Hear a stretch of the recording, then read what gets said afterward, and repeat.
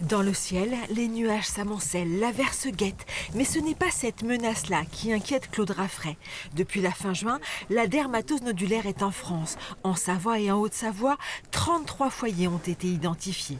La maladie se transmet par les insectes. L'éleveur sait qu'ils ne sont pas faciles à arrêter. Eux, ils n'ont pas de frontières, ils n'ont pas de limite. Où ils peuvent aller, ils vont.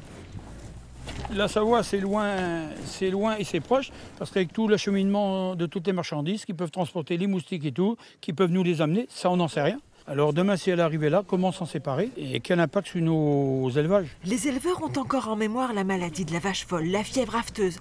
Comme alors, quand une vache est malade, tout le troupeau est abattu, une décision contestée. Là, on est en train de faire l'abattage de bêtes qui sont en pleine forme, de bêtes qui sont belles, qui produisent, qui ne sont pas testées positives, qui ne sont pas malades, et on les abat. Alors qu'il y avait plein d'autres solutions.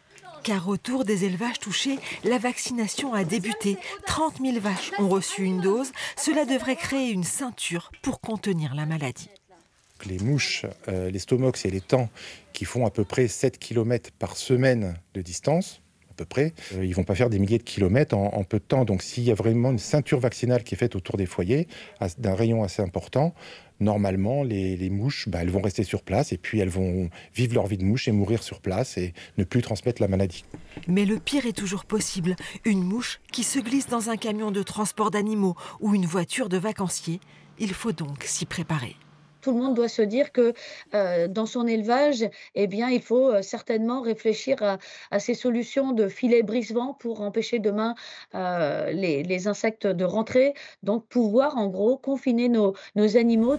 La maladie est contagieuse et circule très vite, mais elle n'est a priori transmissible ni à l'homme, ni à la faune sauvage.